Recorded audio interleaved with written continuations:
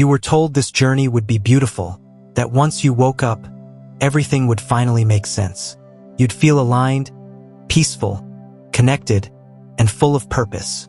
You'd rise into a higher vibration. The universe would reveal itself to you. And honestly, at first, it probably did. There were signs, synchronicities, sudden moments of insight, a powerful feeling that you were finally in tune with something greater than yourself. It felt like a doorway had opened and you had finally stepped into the place you were meant to be. But no one told you about the other side of awakening. No one warned you about the silent nights where everything suddenly feels numb and empty. The relationships that crumble without explanation. The confusion that hits you out of nowhere. The strange heaviness in your body. The loneliness that feels like you're drifting between worlds. The grief, the anger, the collapse of who you once were, followed by that unsettling emptiness before a new version of you is formed.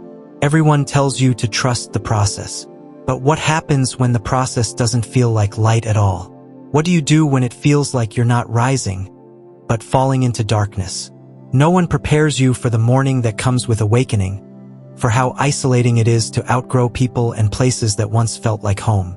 No one tells you that awakening doesn't just expand you, it strips you bare. It removes illusions you once depended on just to feel safe, stripping away identities you spent years building.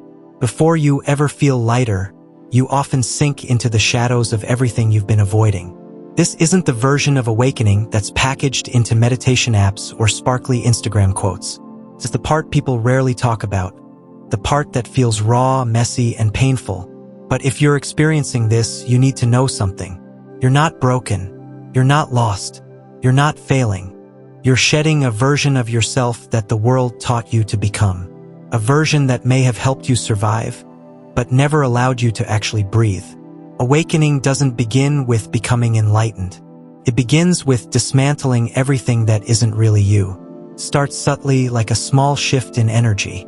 Suddenly the job that once felt fine starts feeling abrasive. The conversations that used to entertain you start falling flat. The routines that once brought comfort now feel mechanical. The music, the habits, the dreams you used to chase, they stop resonating. You start watching your own life from a distance, and none of it feels like it belongs to you anymore. This unraveling feels like destruction because in a way, it is, and it has to be. You built your life around stories. Stories about who you should be, what you should want, and how you should live. Awakening burns those stories down. What's left is silence. A silence so deep it feels like you're floating in a space with no direction, no identity, no anchor. This is the moment most people turn back. Because staying in that void, without trying to fix it or numb it, is terrifying. The ego panics, the mind searches for answers, and the world gives you nothing but blank space. But this space is not abandonment. It's the clearing, the empty field where a new version of you can finally grow. A self that isn't borrowed. A truth that isn't inherited or programmed. A life created from authenticity instead of expectation. But to reach that version of yourself, you have to fall first. You have to feel what you once avoided. There was a time when you could move through life half asleep. You could ignore uncomfortable emotions, scroll past painful realities, blend into conversations without thinking, and call it normal. But once awakening begins, your emotional body wakes up too. You start sensing things you never noticed before. You feel the energy of a room before anyone speaks. You notice people's sadness even when they smile. You pick up on the truth behind words instead of the words themselves. It's like your nervous system expands beyond your physical body. And with that expansion comes pain. You cry more. You yell more. You shake. You feel like you're falling apart. But you're not collapsing, you're opening. Your sensitivity isn't a malfunction. It's your soul turning itself back online. The emotional anesthesia that once helped you cope wears off, and suddenly everything becomes sharp, vivid, overwhelming. You might think something is wrong with you. You might look for a label, a diagnosis, something to explain why you feel so deeply. You might try to shut it down. But the more you suppress it, the louder it becomes. Because awakening doesn't want you to bypass your emotions. It wants you to witness them, to ask why they exist, to sit with them long enough to understand. Eventually, you realize that your sensitivity is not a burden, it's a compass. Points you toward what matters. It reveals truth. It brings healing. It allows you to experience life fully instead of numbly. And yes, it hurts, but it also transforms you. You expected awakening to make your relationships more aligned, and eventually it will. But before that happens, it dismantles everything built on fear, codependency, denial, or unspoken pain. It reveals where you abandon yourself just to keep the peace. It shows you who truly walks with you, and who only walked beside the version of you that no longer exists. Awakening doesn't make life easier. It makes life real. And through every breakdown, every ending, every moment where you feel like you've lost everything familiar, something new is taking shape. Not a polished, perfect, enlightened version of you, but a truer one born from truth rather than illusion. Before awakening brings alignment and connection, it often begins with a sense of separation. When your consciousness shifts, your energy changes, your boundaries transform, and your needs evolve. Suddenly, the roles you used to play in other people's lives no longer fit, and the relationships that once felt safe begin to feel foreign. What used to feel like home now feels far away. Conversations that once energized you start to feel draining. And those changes can make others uncomfortable. Some will misunderstand you. Some will pull away. Some may mock your transformation or disappear from your life entirely. It's not always out of malice. Sometimes they simply no longer recognize who you're becoming, and the truth is, you don't fully recognize yourself either. You may try to explain what's shifting inside you. You'll want to be understood, but often others can't grasp it because your evolution forces them to confront places in themselves that haven't moved at all. Your growth disrupts their comfort. Your clarity reflects their avoidance. Your light exposes shadows they aren't ready to see. And instead of facing that, many choose distance. Some leave quietly, others insist that you're the one who abandoned them. The result is a stage of deep isolation where you miss people you once loved, question whether you've made the wrong choices, and ache for connection that feels familiar. But something powerful happens during that solitude. You stop acting out roles just to be accepted. You stop shrinking to make others comfortable. You stop apologizing for growing. And when that finally settles, new connections enter. People who meet you where you are now, not where you used to be. People who connect with your soul, not your mask. Losing what once felt safe is painful, but what's meant for this version of you will rise to meet you once you stop gripping what's fading. As your inner world transforms, your perception of the outer world sharpens too.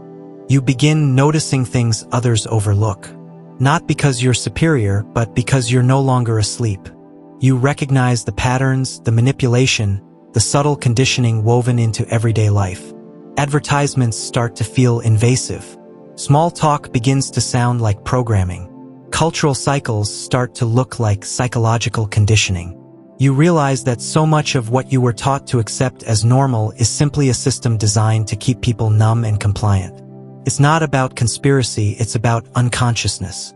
Systems that reward obedience rather than critical thinking. Medicine that treats symptoms rather than root causes. Governments that depend on fear to maintain control. Religions that discourage questioning and call it virtue. Once you see these structures clearly, you can't unsee them. But awareness doesn't equal liberation. You still have to exist in the very systems you've awakened from. You still pay taxes. You still interact with people who are asleep. You still bite your tongue when someone speaks from the script society handed them. Because not everyone is ready for the truth you now carry. This creates a strange internal friction, a sense of living between worlds. Too awake to return to who you were, yet overwhelmed by the effort required to fully break free. This stage can bring anger, helplessness, isolation, even paranoia at times. Not because you're delusional, but because you finally understand the depth of collective sleep and how fiercely the world resists waking up. This chapter of awakening isn't about changing the entire world at once. It's about refusing to let the world pull you back into unconsciousness. You start choosing where to invest your attention. You stop feeding systems that drain your spirit. You create small pockets of truth within a culture built on distraction. You may not be able to dismantle everything externally, but you stop letting those systems own your mind, your beliefs, your energy. And that inner shift is where real revolution begins. People call it spiritual awakening, but rarely do they acknowledge how intensely physical it can be. Your body starts reacting in ways you can't explain. You wake up exhausted even after sleeping deeply. Your hands tingle.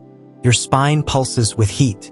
Your chest feels like it's expanding or burning. You experience sudden tremors during meditation, pressure behind your eyes, twitching limbs, strange waves of energy moving through you. Doctors might say you're fine or attribute it to stress or fatigue, but you can feel something happening beneath the surface, something that doesn't fit into clinical language. Your body is adjusting to hold more consciousness, more emotional presence, more truth. And anything within you that cannot survive that expansion, the trauma, the inherited beliefs, the conditioned responses, begins to surface and release. Your appetite may change. Your dreams may become vivid and symbolic. You may crave solitude without knowing why. Emotional waves may hit suddenly, with no logical trigger. You might feel like you're falling apart, but you're actually being rebuilt from the inside out. This transformation isn't graceful or aesthetic. It's raw, unfiltered, and deeply sacred, like rebirthing yourself through your own flesh. It asks you to rest more, drink water, breathe deeply, stay grounded in your body, and honor the process instead of resisting it. Awakening is not just a shift in awareness. It's a full-body metamorphosis. Your body is doing something extraordinary right now. It's holding a level of awareness it was never taught to carry. This isn't about rising above life and floating into some perfect enlightenment. This process grounds you, anchors you, and builds itself through your cells. It's not just spiritual, it's physical. You may have believed there would be a moment when everything finally clicked, when you were fully healed, fully awakened, fully free. Maybe you thought once you moved through the Kundalini rising, the ego death, the dark night of the soul, or whatever milestone you named as the moment, that you'd come out the other side and never struggle again. But awakening doesn't work like that.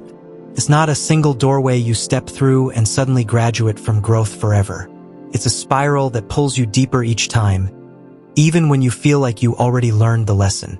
Just when you think you've figured everything out, life pulls back another veil. A new truth reveals itself. A deeper wound rises. A more subtle ego structure shows up. And suddenly you feel like you're back in the flames again. Not because you're regressing, but because your soul is expanding and asking for more. You weren't designed to awaken once and stop. You're meant to evolve continuously.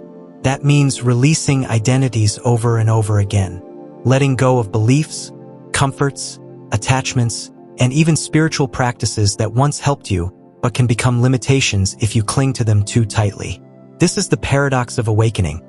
The moment you think you've arrived, you're shown that there is no final destination. That realization can be painful, but it also liberates you. You stop trying to perform spirituality or chase perfection. You stop striving so hard to get somewhere.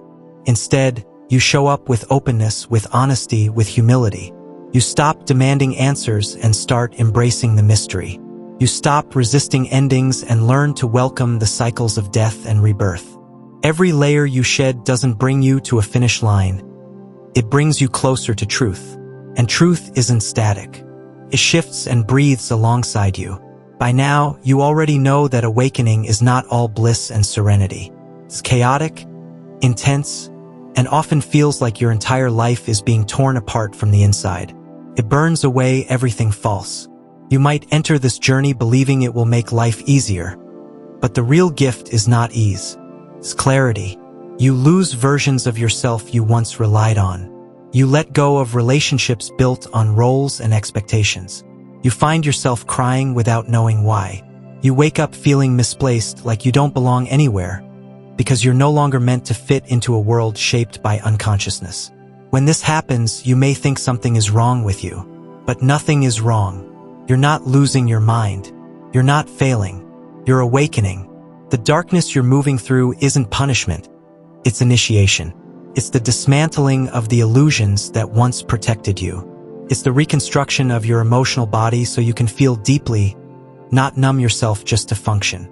It's your being restructured from the inside so you can hold a different kind of power, one rooted in authenticity instead of survival. This path is demanding, and that's why so many never choose it. You can feel painfully lonely because the world around you is still asleep while you're learning how to live with your eyes open.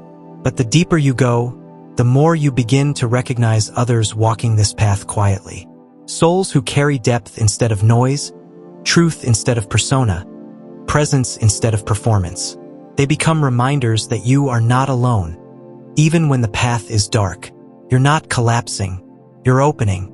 You're shedding. You're remembering. This isn't the end of who you are. It's the beginning of who you came here to be.